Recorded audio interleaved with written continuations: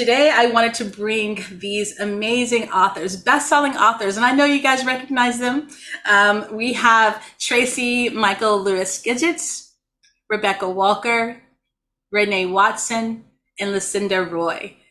These beautiful women of color have been doing work that we actually need, especially here in the US. We need to be able to have those who can be able to record what is going on in our world so then we can be able to make sense of it. And I'm really so proud of each of them. And so I wanted to bring them all together, which I don't know if this has ever happened for them to all be in the same room, even if it's digital. But I wanted to bring them all here so we could actually talk about the work that they're doing, what inspires them, but also to be able to have conversations with each other about how we grapple with the issues about the day, the things that we're all dealing with. But first, before we get into that, I wanted to visually show you guys the books because I want to make sure if you don't have the books, please go out and get them. I have all of them. So for Tracey, these are her two books here. I've read both, almost all of this one, but Tracey, oh my gosh, I can't even tell you. We'll get into that. Rebecca, her work is very similar to mine. She has this journal, which I need to make sure that I fill out, by the way, Rebecca. What's your story? And then this one, oh my gosh, this is something that I definitely need as an entrepreneur wanting to become much more financially independent going into the new year. So I will definitely be taking that in. So would love to talk more. Renee, oh my gosh, you guys, these two books. She writes amazing children's books, and this is the one, Maya story. And so, beautiful work. And Lucinda, last but not least, these two. She has another one coming out. This is a trilogy. And so those are the books, some of the books of these amazing ladies that you guys see today. And so how I want to open up this conversation and why are these women here? The women that you see on your screens are here because I feel that they are National Geographic Women of Impact. And the reason why I feel that they are National Geographic Women of Impact because they have poured their hearts and souls into work to inspire others. And that, in my opinion, is what being impactful is. You don't write stories to just enjoy for yourself. You write stories to leave an imprint, to make a mark on the planet that will basically be there for generations to come, which is what you guys have done, by the way. And I'm not going to spend this whole time talking because I want to hear your lovely voices, but I would like to open up our conversation, and conversation is going to be fluid. So if I may ask a question, anyone can sort of fall in to answer. Then that could lead to another sort of going on. And by no time that we can even imagine, the time will be gone. So I want to get right to it. So sort of opening conversation, I would like for you guys to talk about what inspires the work that you're doing, not only the work that I've showed here, but any other work. So can anyone sort of jump in and sort of share what inspires the work that you do?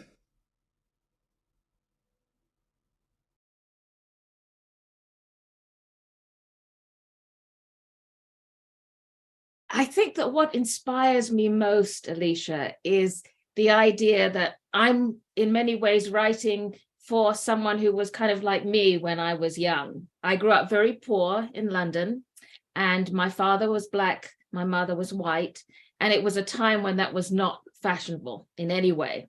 And it was very dangerous in lots of ways. And I wanted to find a space that would kind of hold me and embrace me. And I keep thinking about Nikki Giovanni's latest book, The Library, where there's a little girl who's so thrilled that she's got her library book, and you see her kind of hugging it on the cover. It's just a beautiful cover. And I think that Nikki captures that idea of just really wanting to love books and find in them something thrilling. But then everything happened with white supremacy and so on. And for about 15 years, I've been really worried that it seemed as though we were heading towards a second civil war. It's partly because I live in rural Virginia, and I could see there was a real division growing between rural and urban countries, regions, I should say, countries. That was a Freudian slip. And, and so I began to think of this story, and I wrote it as a trilogy. The Freedom Race is the first book, Flying the Coop is the second, and the third book will be called The Bird Tribe. And it's a kind of combination of what happens in the future when a second civil war has occurred and the whole country is fractured and divided. And in the middle of the country is this secessionist kind of seething territories where people of color who are imported from Africa live enslaved, essentially. But I also wanted to combine that with flying Africans, that whole legend that we've got of what it means to take off and suddenly kind of find yourself in glory. And so something happens in the middle of the first book that completely changes everything and that fuses those stories together, because I never wanted to write a story that didn't have hope. These are hard stories. I mean, I don't pull any punches about what slavery really is.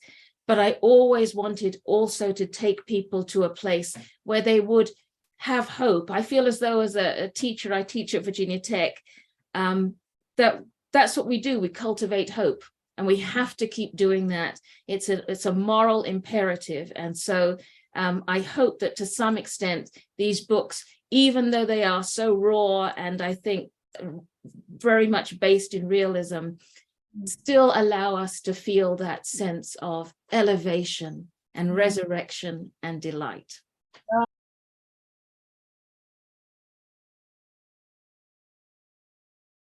What's interesting when you ask about inspiration and what's the motivation for the work, 20 years writing, I think that has changed over time. If I think about my early work, I think I've always been a storyteller, and I've always understood the power of story. And when there were times when my actual voice felt stifled, or that I felt like I was powerless in my ability to speak for myself, I turned to the page.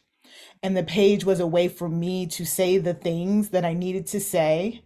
And then somewhere along the line, I think about 5 to 7 years ago, something shifted for me. And this last iteration of my work has been really about how we hold grief and joy at the same time. I think, and really looking at sort of the transgenerational resilience that Black folks, Black and Brown people have been able to have. And I entered the conversation about Black joy, about even my own personal experiences with racial violence through grief, right? And what did it mean for me to still have joy in the midst of great grief, having lost a family member to racial violence? And so my inspiration and my motivation for my work has changed over time, or maybe evolved or shifted, or whatever word you want to put in there. But I think most recently, it's about healing. I think the desire I have for everyone to begin, especially Black women, especially Black folks, but everyone to begin their healing journeys, and whatever that might look like, right? Because mine looks very different. And so much of my work has been about exploring my own inner child, exploring my own trauma responses, exploring my own issues, exploring my own victories, my own triumphs, my own joys, and putting that down on the page, and so that someone out there doesn't feel alone, that somebody feels like that it's possible that I can have this great grief and I can have this great joy, and they can live in the same vessel, and I can not just be in survival mode. And, my resilience doesn't have to be the only characteristic, it doesn't have to be my only trait, that I can thrive and that I can have and make room for more joy and more peace and more love in my life, even in the midst of a very chaotic world and a very maybe hard inner world. And so that really has been, I think, recently my inspiration, or my goal, or my motivation for the work that I do. Wow. Well, thank you. I before anyone else continues, I just want to just thank you guys for all just being authentic and being able to share truly what's going on within you, because people don't realize that the things that you're wrestling with, so many others are too. And if you are able to share that, you'll be able to see how much of a blessing you can be to someone else. That's what I've learned. So those are such beautiful, compelling stories about your work, Lucinda and Tracey. Thank you. I think that I relate to both of those stories. I think that for me, as a mixed race child like Lucinda, my parents met in the civil rights movement. My mother was a, young African-American poet, writer. My dad, a Jewish civil rights lawyer. They fell in love in Jackson, Mississippi. It was illegal for them to be married. Some of my first memories are of the Klan threatening our house, of my father sitting with a rifle next to him in case they came for us, of them being run out of town. Some of my earliest memories are also of being a part of a very feminist, womanist community. I was a toddler or a very young person running around the offices of Ms. Magazine. And so I think I grew up in a culture that was really intent upon changing the narrative, changing the collective space of the stories, of how we could survive, of what our lives could look like.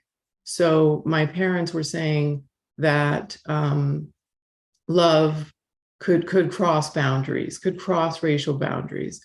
My mother was saying that gender was not a limitation, but a space of power, and that the story about Black women in particular needed to be completely revisited and transformed for popular culture. So I think I was forged in this idea of the need to write one's own story, for a kind of sovereignty, to have freedom to write one's own story, to reject the script that is written on these bodies. So in my case, the tragic mulatto, for instance, and to create another story, to write a story that was inherently our own, that was authentic, that was empowering, that was a rejection of this very limited kind of book of stories that we are allowed to live. And all of my work, in one way or another, has been about inviting both myself to rewrite my story, to make sure that I'm not the tragic mulatto, but the magic mulatto, for instance. Or my second book was about choosing to be a mother in a culture, a feminist culture that thought of motherhood as being a kind of enslavement, but I found it to be a place of empowerment. My third book was about falling in love with a Muslim man and almost marrying him, and sort of rewriting the story of what it meant to be a part of an Islamic community as a woman. Other books about what it means to be a man, what makes a man, about rewriting toxic masculinity. So basically, I'm inspired by the potential for human beings to write their own stories, to push back against narratives that are confining, that are oppressive, that are not true, that are based in white supremacy, that are based in patriarchy, that are based in hypercapitalism, that dehumanize us and make us less complex, and thus make us less likely to be radical beings that are, in our very stories, in the way that we carry them, in the way that we live our lives, dismantling of the status quo.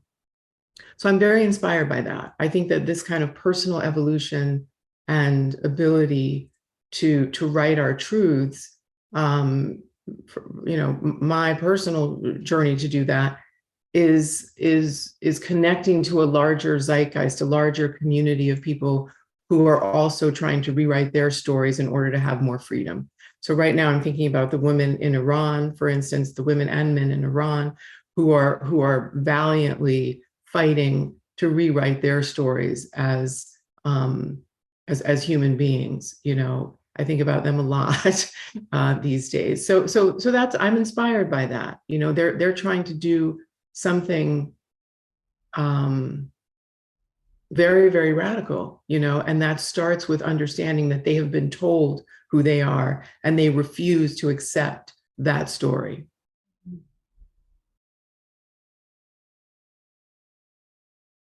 I think I'll just add that, this idea of putting your own story on record, kind of taking back the mic and saying who you are, has been important to me. I grew up in Portland, Oregon, a very white city. And so many times I felt like people were trying to speak on my behalf, and that they thought they knew my Black neighborhood, and that they thought they knew what it meant to be in this dark skin and in this body. And so a lot of the work that I do for young people is to hopefully give them space to see characters who are speaking for themselves, telling their own truths, and hopefully inspiring them to do the same. Even if they don't want to be professional writers, just the idea of owning who you are and all of who you are, and not having to be ashamed of the struggle or only focus on the joy and the magic, but that both of those things can live together. So a neighborhood can have some things it needs to change, and it can also have some things we love and want to celebrate. And I was not given that freedom as a child. I either had to hate the poverty-stricken neighborhood I grew up in, or deny that any of the bad things were happening. So there was this very strange relationship that I feel like a lot of times adults put on young people to make decisions about how they love and who they love, and can we love and critique? Can we celebrate and critique our nation, our families, our friends, So a lot of my work is exploring that. And listening to everyone speak, I was thinking about the quote from Maya Angelou, who I love, that talks about, she says, "My greatest hope is that I laugh as much as I cry." That I laugh as much as I cry, not more than. And so the guarantee is that there will be tears. The guarantee that she has kind of just said, there's going to be struggle, there's going to be pain.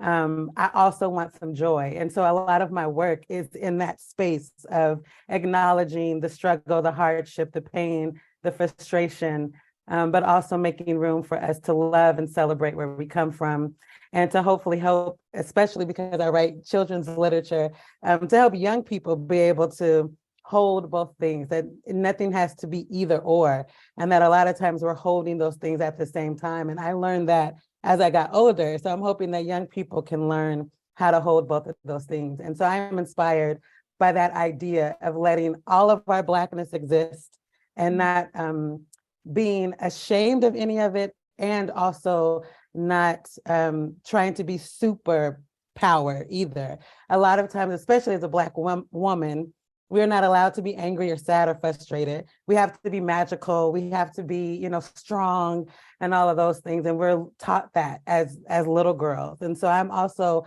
trying to push back against that too, that maybe we can just be human, and we don't have to be supernatural or downtrodden. We can just exist, and that's enough. It's amazing how what you just said, Renee, leads to the next thing that just came to my mind. And it's from the fact as far as just being a woman of color and what that means. I have 4 daughters, ages 17 to 31.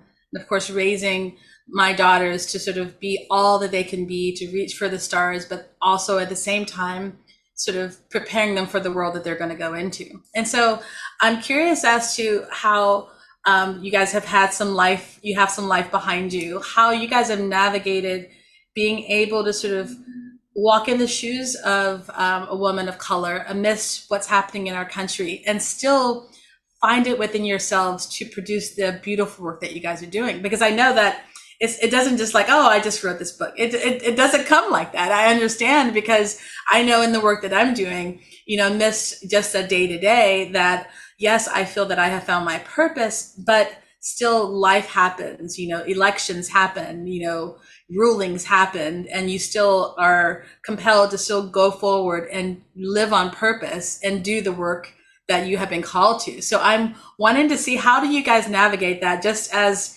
I know you guys are all authors, but just as women of color, like you said, Renee, how do you guys navigate just life and still living on purpose and still being able to produce the work that you're doing? Because I know it's not easy.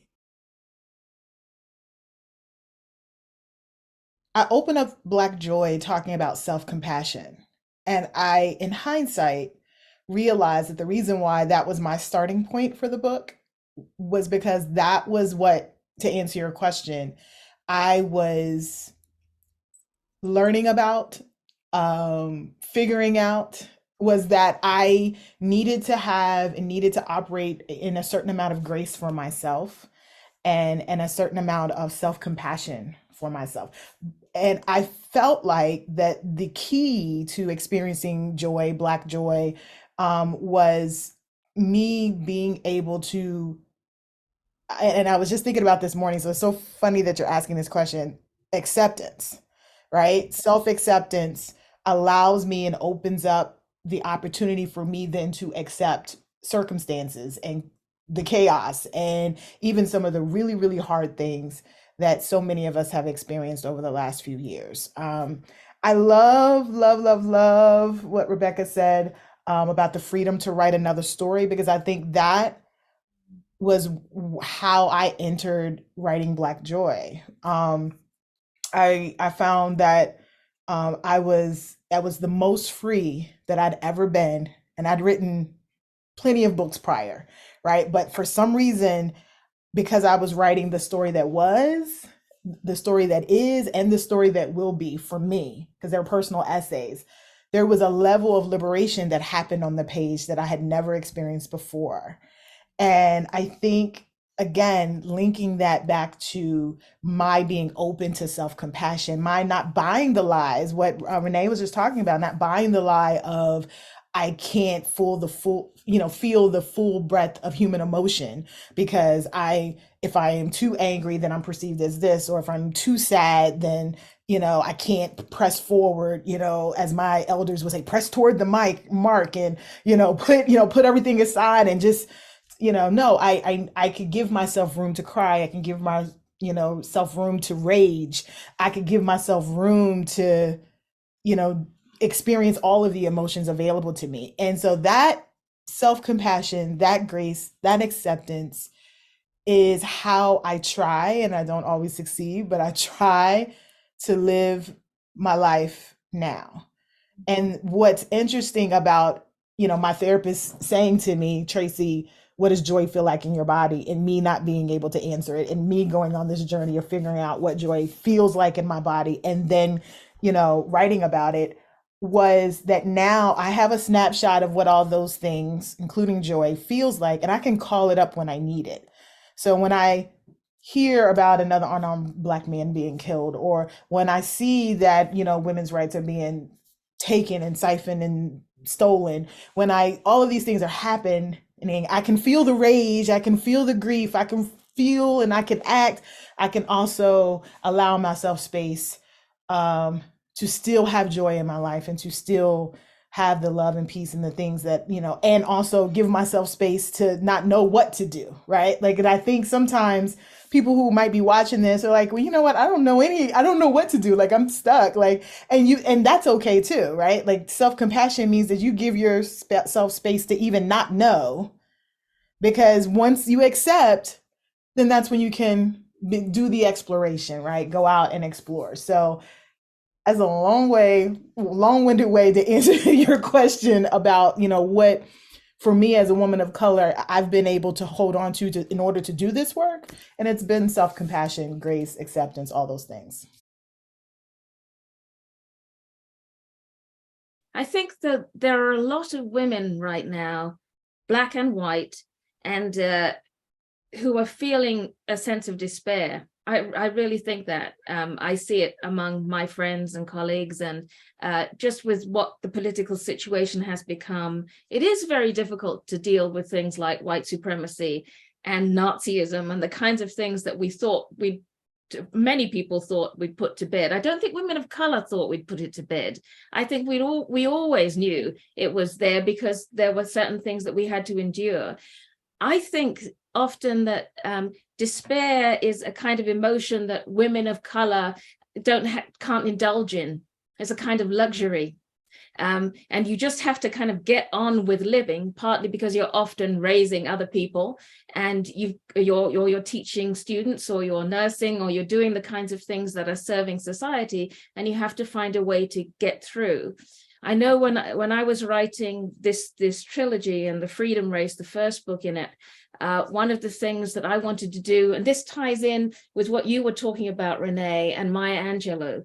I know why the cage bird sings, and what I wanted to do was write about a child, a young person, a young woman who understands how the cage bird flies. And that seemed to me to be such a kind of extravagant, glorious thing to try to do. And it reminds me of what you've written on Born on the Water. Just a beautiful book. If those of you who haven't read it yet really should get it. It's up here. You can see it on my shelf. And there is that kind of wonder that you capture too.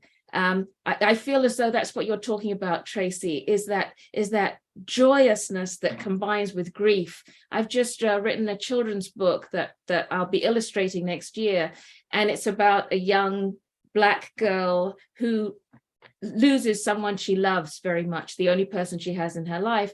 So how does she find joy out of that grief? How does she make that journey? And it turns out that it's a kind of Middle Passage journey that is related to a series of Middle Passage oil paintings I've done.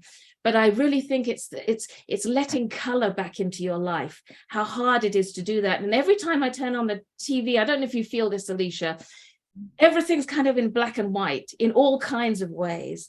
There's not subtlety, there's not nuance, there's a kind of real polarization.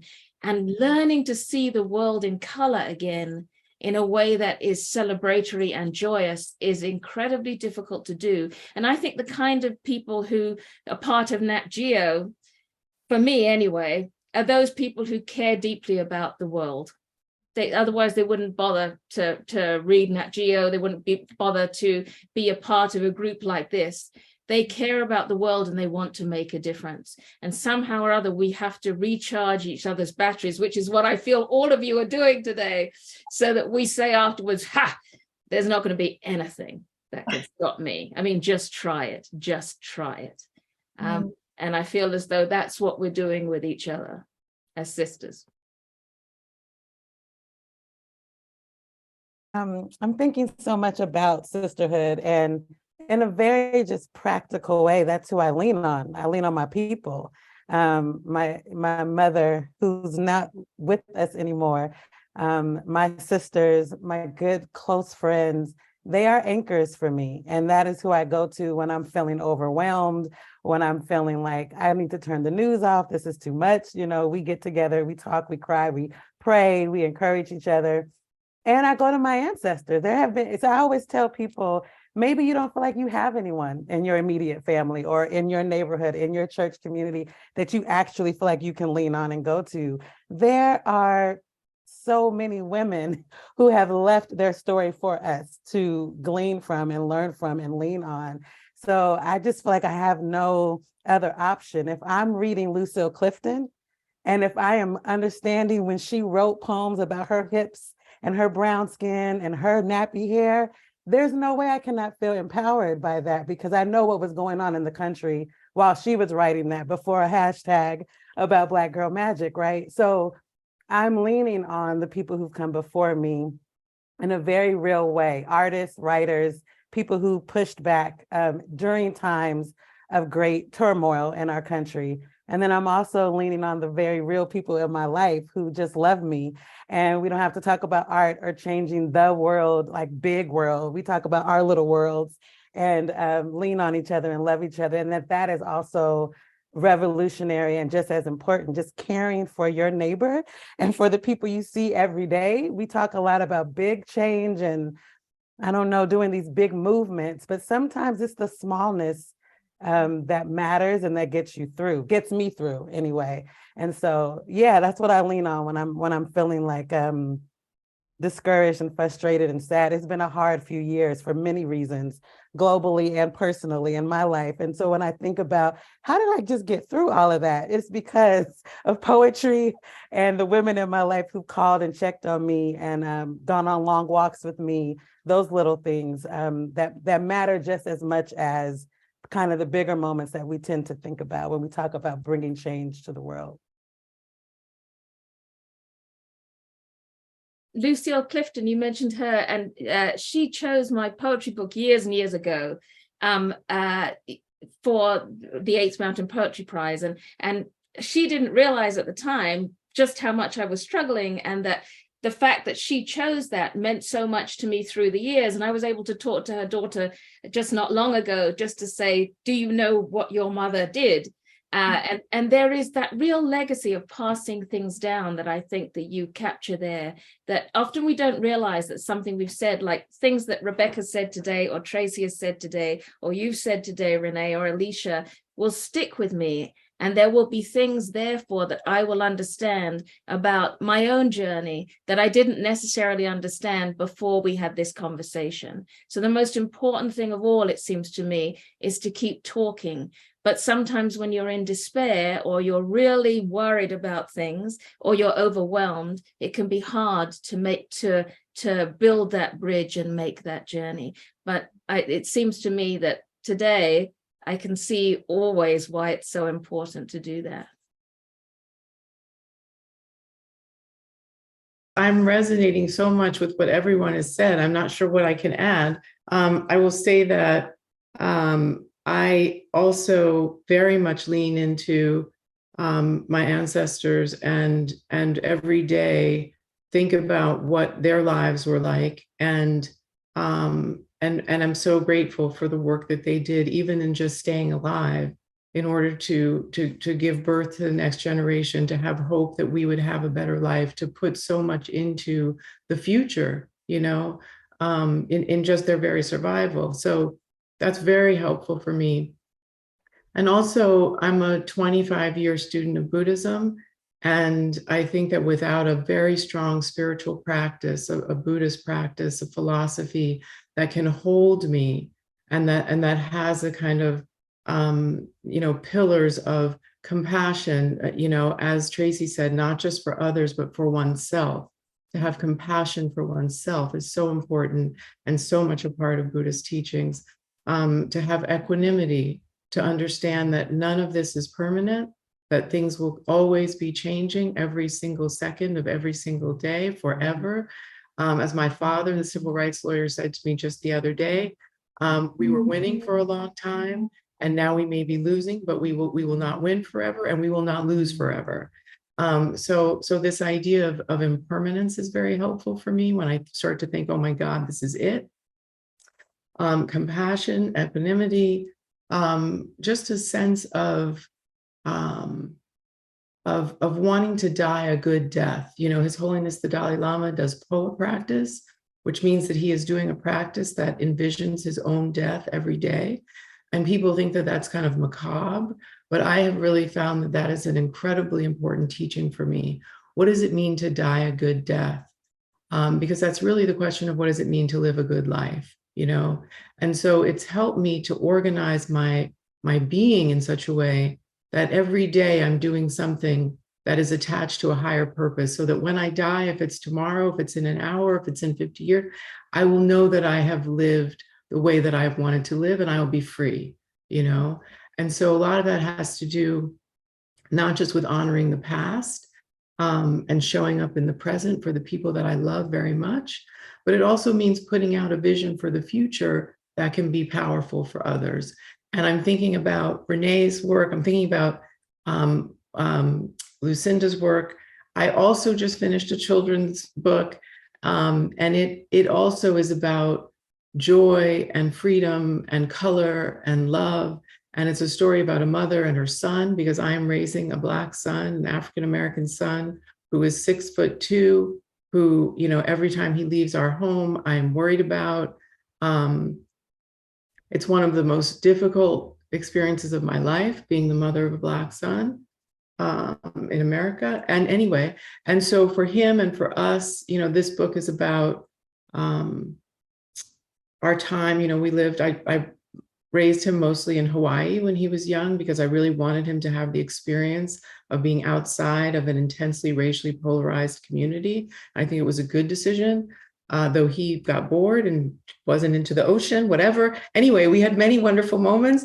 And this book is about deciding to go out into the garden, into earth, into nature, and for the mom to the me mom to teach him about, the different trees, the different fruits, the different animals, the different bugs, and for that to be our time together.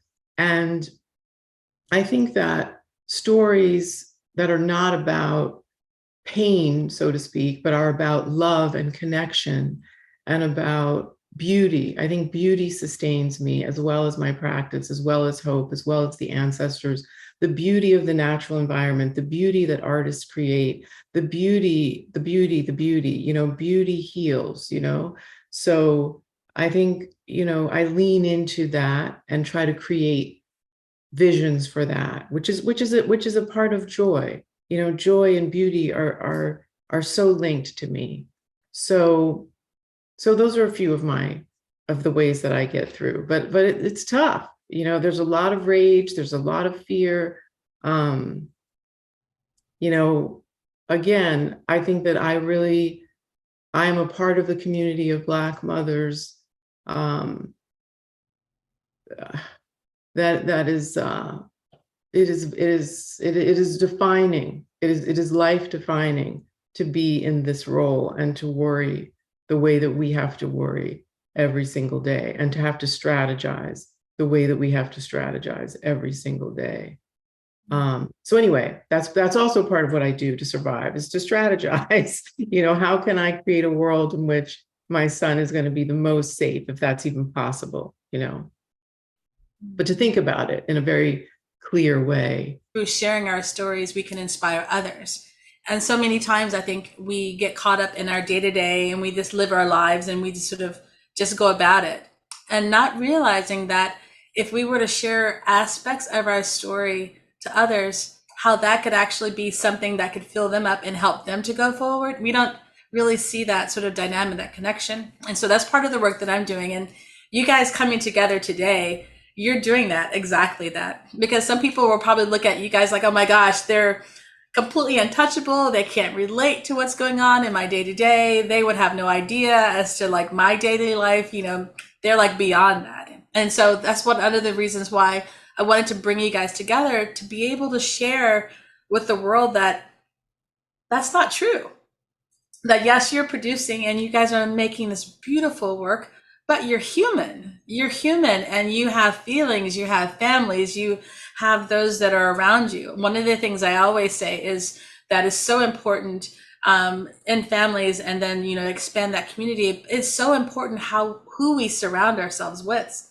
And one of the things I guess I'm curious, and I thought about this today before I invited you guys, why do we not have more of these things, these communities happening? What is it about our society, and this may be just my perception, you guys can tell me, what is it about our society that there could only be maybe one or two of us coming to the table, but all of us coming to the table, that's too much. And I guess I'm at the point where I'm wanting all of us to come to the table and to be our 100% authentic selves. And if that sort of makes people nervous, then let it make people nervous.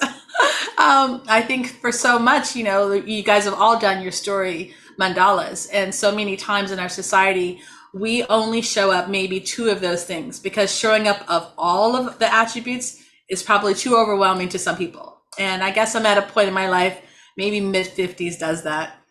I'm going to be 100% Alysia.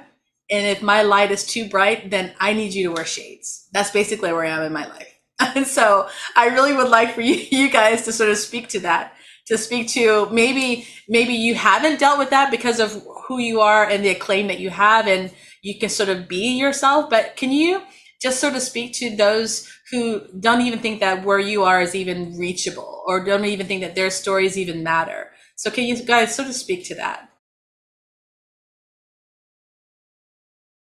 I have a lot of grace for people who feel like they can't show up as their full selves, because some of that has to do with the systems that are in place that says you won't have this job if you wear your natural hair. You won't,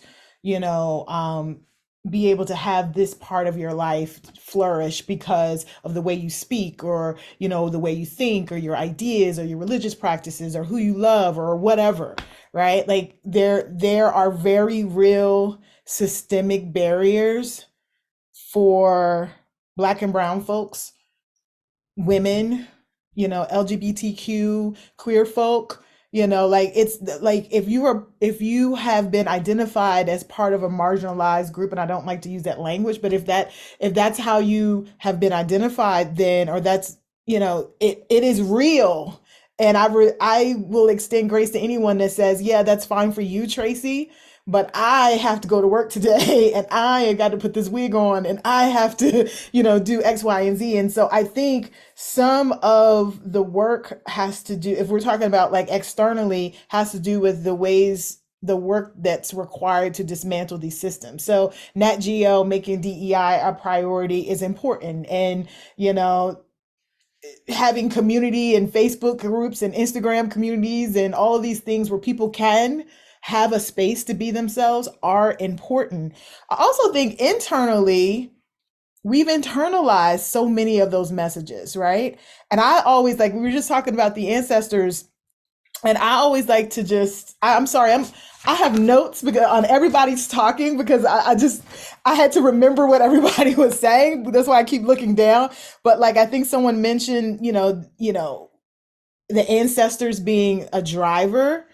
And I like to always imagine the ancestors are giving us permission, right? Like, I think sometimes, and I had someone say this to me, oh, they struggled so much, so how dare I show up as my full self? How dare I? They didn't get to. And I'm like, no, no, no, no, no.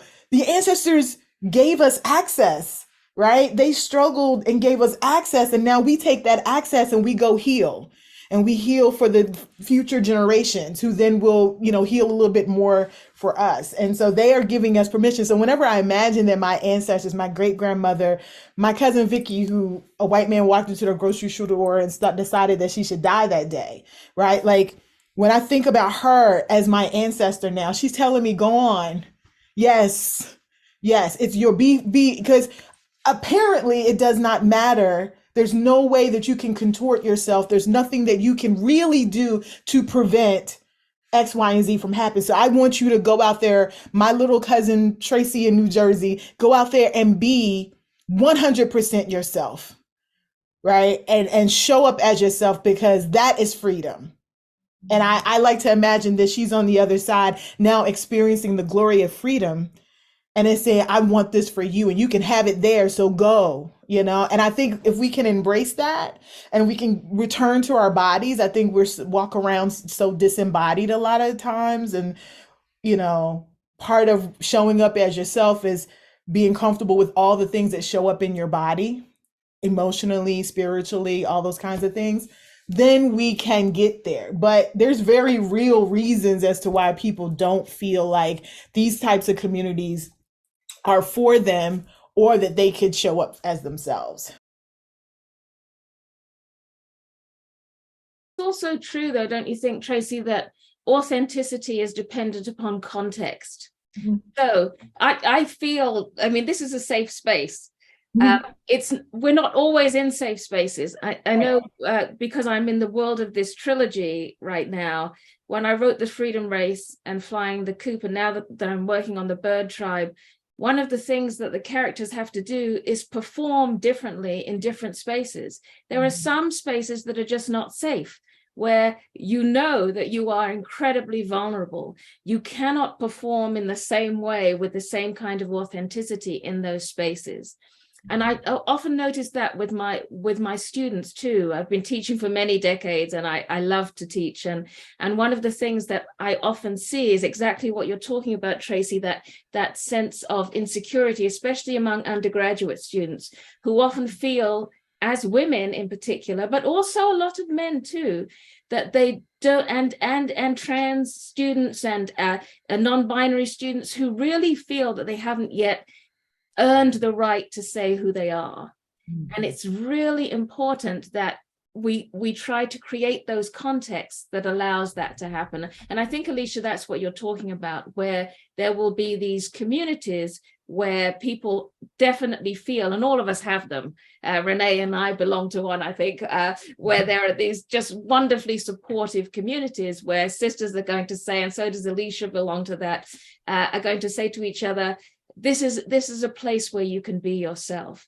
But we have to be really careful of being ourselves too much in some other contexts, because we need to be very aware of what's around us. And therefore, we may behave a little bit differently. It doesn't mean we're not being authentic, but it does mean that we're playing a somewhat different role, I think. Be very careful about showing up as ourselves in those spaces, or be willing to take the consequence of that. Because I know me in academia, I left academia or showed up in academia deciding that I was going to be 100% myself. I'm not going to code switch. If you want me here, you want my brilliance, then you're going to accept all of me. But that was a choice I made, and I paid. There was a cost for that, right? So either we are careful or we be willing to pay the cost. And I would argue that sometimes some of us can be willing to pay the cost for the folks that are coming up behind us, and there will be others that are not willing, and that's okay too. Alysia, you're posing of the question of people who feel that we're somehow, so far away from who they are. And I think that often, and context, all of that, this idea that we, I think that I have a tremendous amount of privilege based on a lot of different factors. And I think sometimes people will think, oh, you studied Buddhism with Tibetan Buddhists. Oh, you moved to Hawaii, da, da, da, da. That it sounds like it's this, because I have all this.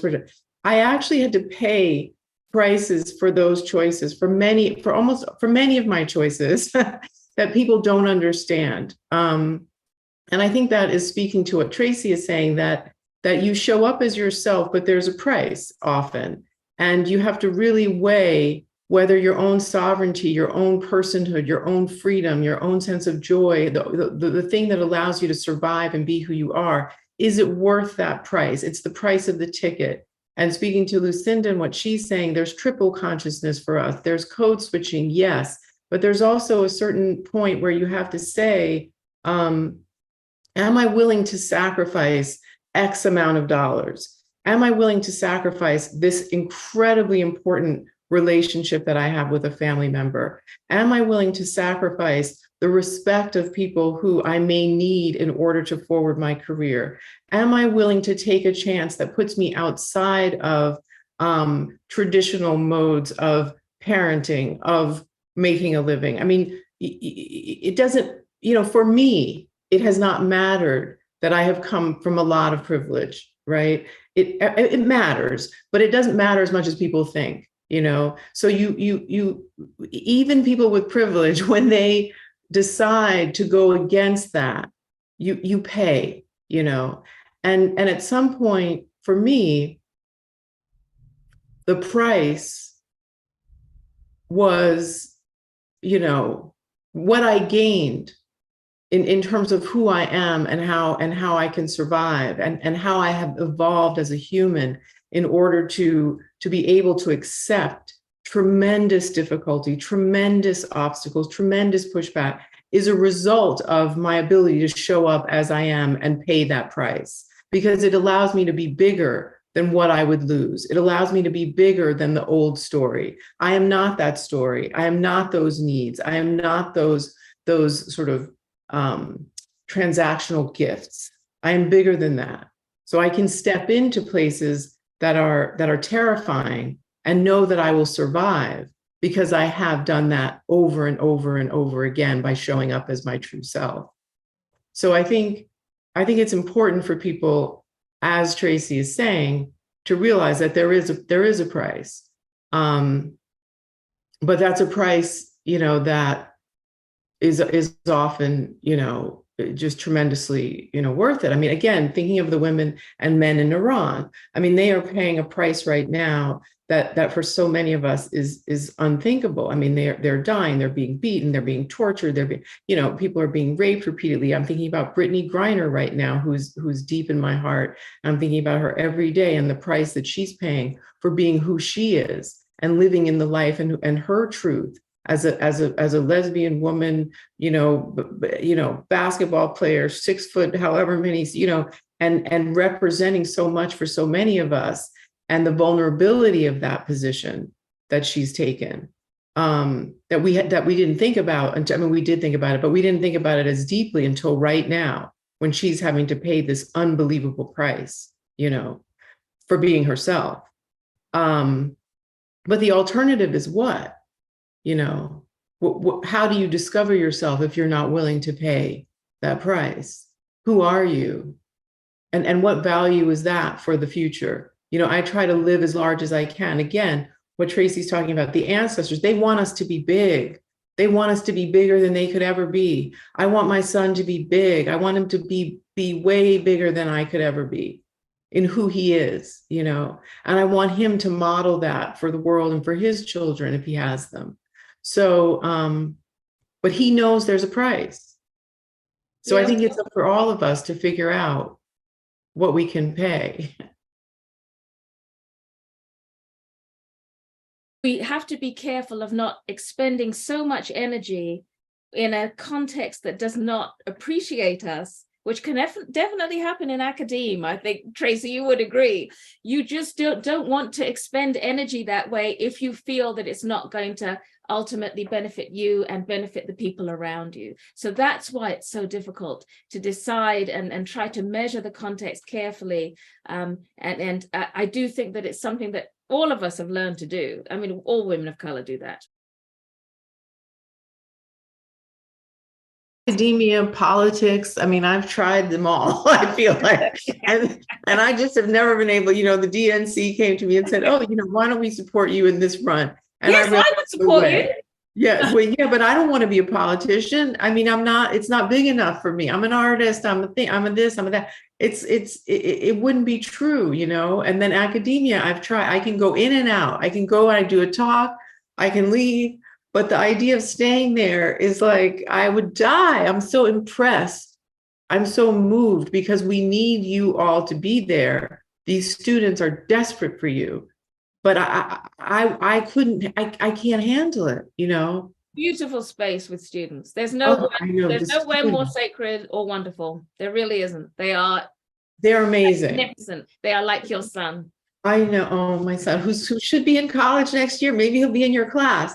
But then you have to deal with the bureaucracy of it and the intrinsic dynamics of the institution. But of course, you will change them by being there. So that's something. And I just.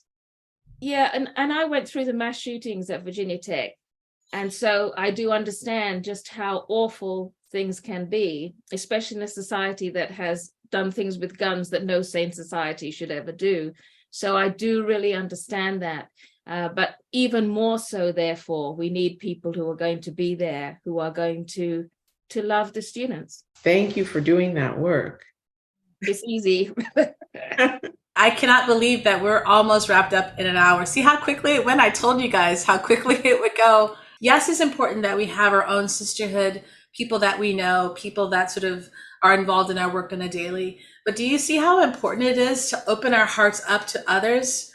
And how each of us from this moment will be able to take something beautiful to be able to help us towards our own individual purposes, and how beautiful of a gift that is. And I think if we do not provide ourselves this opportunity, then we will not be able to grow and be who we are destined to be fully.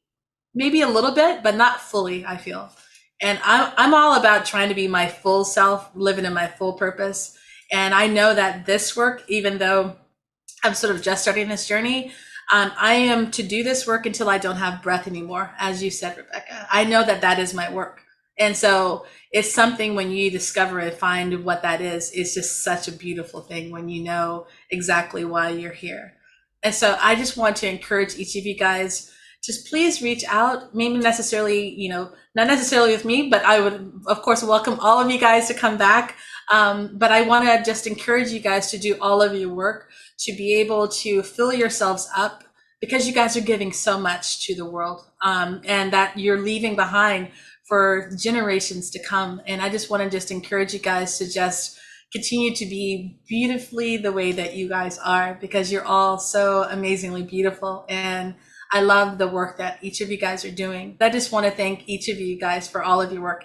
And is there any last words that anyone would like to be able to say? Because we're wrapping up. But I always tell my students that imagination is the best antidote against despair. Give ourselves grace, and that we forgive ourselves when we do fall short, and that we push ourselves to be our best selves, and that it is also okay to be quiet. Sometimes we want to be loud and big, but sometimes it's important to be still and to really get to know yourself. So I would encourage us to do that as well. Thank you again for having us, Alysia. Yes, always. Tracey, Rebecca, any last words? I'm just going to echo what Renee said. Sometimes it's so important to be small, to be quiet. We have to choose our moments. You know, sometimes it's about taking care of in here. Sometimes it's about amplifying. I think she said it really beautifully. So I don't know why I needed to repeat it, but I just wanted to give her some shine. And just, you know, I love you all. And I feel so grateful that we were able to spend some time together. Yes. And I co-sign all of it. Thank you all for joining us, who was able to join us on the live. And please, like I said, go out and get these books because they are absolutely inspiring.